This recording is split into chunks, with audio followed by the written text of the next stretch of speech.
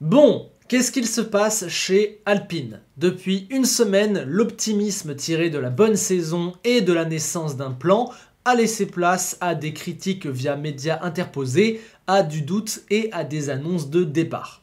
Rassurez-vous, Fernando Alonso et Esteban Ocon sont toujours là et n'ont d'ailleurs pas dit un mot dans toute l'affaire, mais Marcin Budkowski et Alain Prost, eux, ne sont plus là.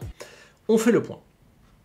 C'est la guerre dans l'écurie française dont on va commencer par rappeler l'organigramme car il y a beaucoup de postes et beaucoup de monde, on comprend pas forcément tout.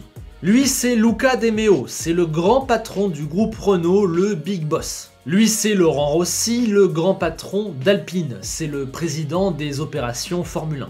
Lui c'est Davide Brivio, ex-team principal chez Suzuki en MotoGP, c'est le directeur de course, c'est un peu le Binotto ou le Toto Wolff d'Alpine. Lui c'est Marcin Budkowski, qui était, jusqu'à la semaine dernière, le directeur exécutif, celui qui supervisait l'ensemble des opérations. Après 7 ans chez McLaren et des missions au sein de la FIA, il avait signé chez Renault en 2017 et obtenu son poste actuel, enfin jusqu'à la semaine dernière, en janvier 2021. Il aura donc été viré au bout de seulement un an. Lui, vous le connaissez, c'est Alain Prost, en sa qualité de légende de la Formule 1 et de légende de la maison française, il avait un rôle de super conseiller et de représentant. Il aidait l'équipe avec son image, son expérience et sa présence qui faisait office de point de repère pour tout le monde, un petit peu comme Lauda chez Mercedes à l'époque.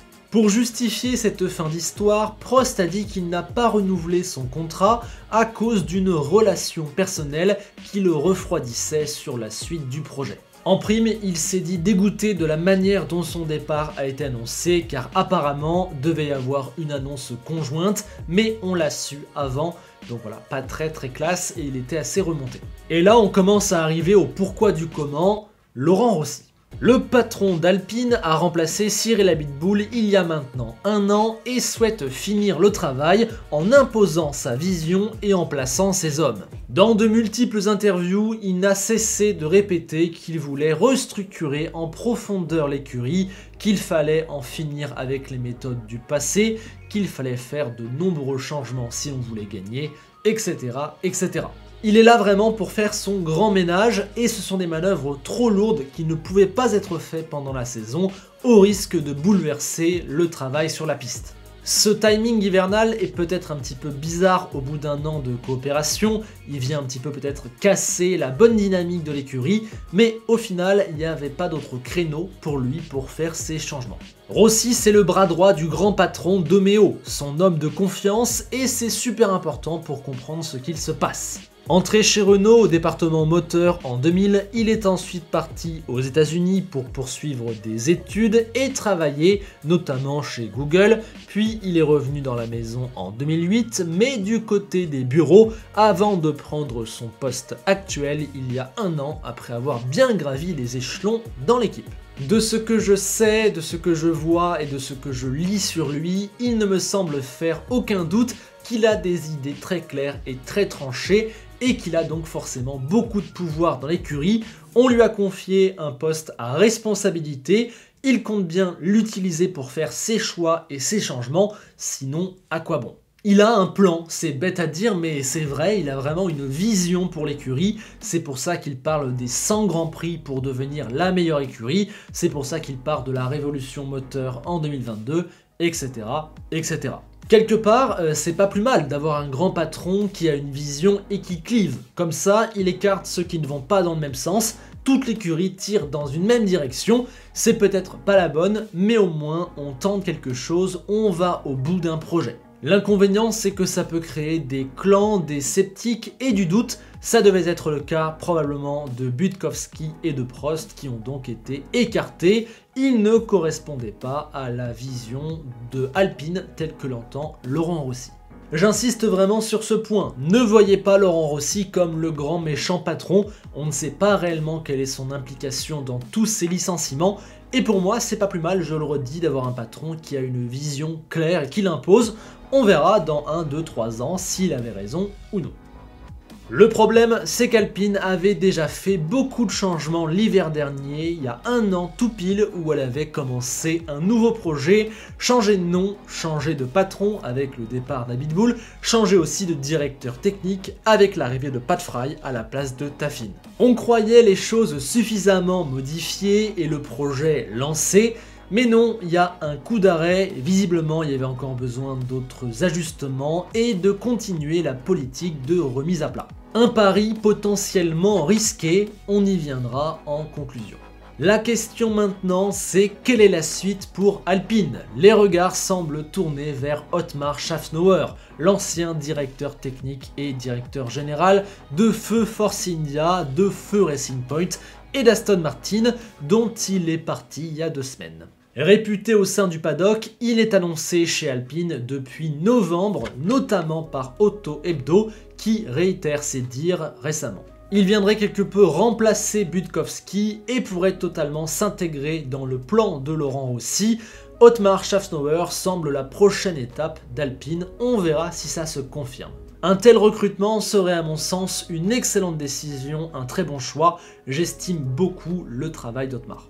L'actualité récente fait état qu'il pourrait ramener dans ses bagages le sponsor BWT, Best Water Technology, responsable du rose que l'on voit en Formule 1 depuis plusieurs années, un des rares partenaires majeurs de la Formule 1, parfois même sponsor des Grands Prix et des circuits. Ça pèse donc financièrement pour Alpine, ramener BWT ce serait énorme. Le problème c'est que va sûrement falloir mettre du rose dans la livrée, et ça peut être plus ou moins bien fait.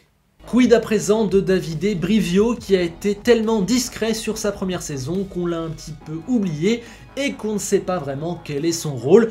Il se murmure qu'il s'ennuierait, qu'il ne se plairait pas, qu'il pourrait retourner en MotoGP. Mais ce n'est visiblement pas à l'ordre du jour, il est toujours là et apparemment Laurent Rossi est content de son travail.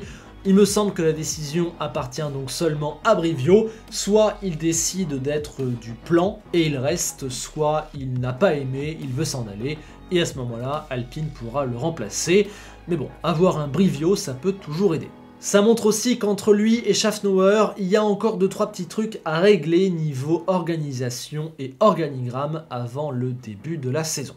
Enfin, une dernière info se murmure selon laquelle Alpine pourrait rouler aux premiers essais hivernaux de Barcelone avec une voiture mulet, c'est-à-dire une fausse voiture, pas celle de 2022, une voiture qui ne sert qu'à récolter des datas, et la vraie voiture ne ferait son apparition qu'aux essais de Bahreïn. Confiance totale en cette nouvelle voiture ou bien alors retard, dur de savoir à l'heure actuelle, l'info veut pas forcément dire grand chose.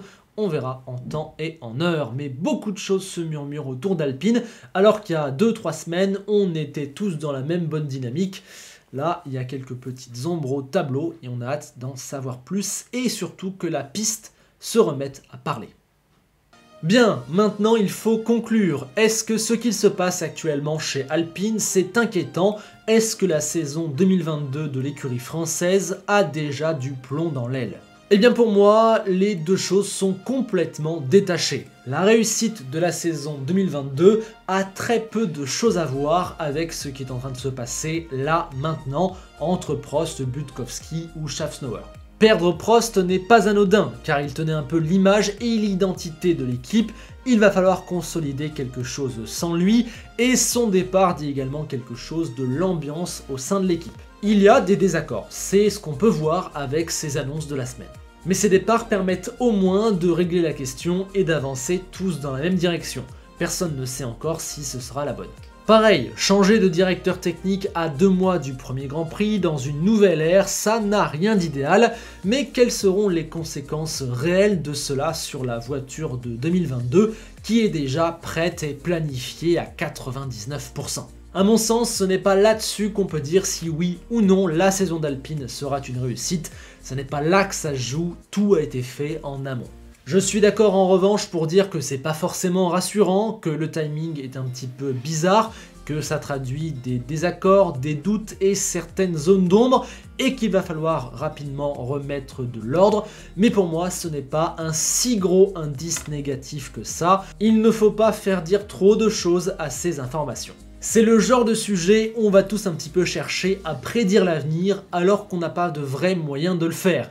Si jamais Alpine ne réussit pas en 2022, on entendra des gens dire « je vous l'avais dit, Laurent Rossi ça ne marche pas, etc. » alors qu'on ne sait pas vraiment quel sera l'impact de ces décisions sur la voiture. Et à l'inverse, si ça marche, certains diront « je le savais, Laurent Rossi est le meilleur, etc. etc. » Je pense qu'il ne faut pas tomber dans ces deux pièges-là, simplement lire la situation, essayer de comprendre ce qu'elle nous dit, mais ne pas la surinterpréter. Là où c'est problématique, où il se passe effectivement quelque chose de négatif, c'est que ces annonces à ce moment-là viennent casser la dynamique de la fin de saison et Delplan qui vraiment mettait de l'optimisme sur l'équipe. Voilà, maintenant on revient à des mauvaises déclarations, à des licenciements. C'est pas top niveau dynamique, mais encore une fois, ça peut très vite se faire oublier sur la piste, ou alors être aggravé. La seule vraie chose qu'on peut dire à la fin de cette séquence chez Alpine, c'est que Laurent Rossi continue d'imprimer sa patte et de dérouler sa vision. On verra maintenant si c'est la bonne et on suivra attentivement les prochaines annonces, pourquoi pas Schaffnauer prochainement annoncé. Bien, maintenant je vous attends dans les commentaires. Que pensez-vous de la situation actuelle autour d'Alpine? Que pensez-vous du départ de Prost et de Budkowski? Un petit peu du projet de Demeo, de Laurent Rossi, de Schaffnauer? Allez-y, êtes-vous inquiet? Êtes-vous optimiste? Donnez-moi vos avis dans les commentaires, débattons. Au passage, pensez au like et à l'abonnement si vous voulez soutenir la chaîne et mon travail. Je vous remercie de votre implication chaque jour plus grande, ça me fait chaud au cœur. Je vous quitte avec Enzo Ferrari qui constate avec joie que pour l'instant une écurie semble un petit peu dans le doute et que ça n'est pas la sienne. Pour l'instant. À bientôt.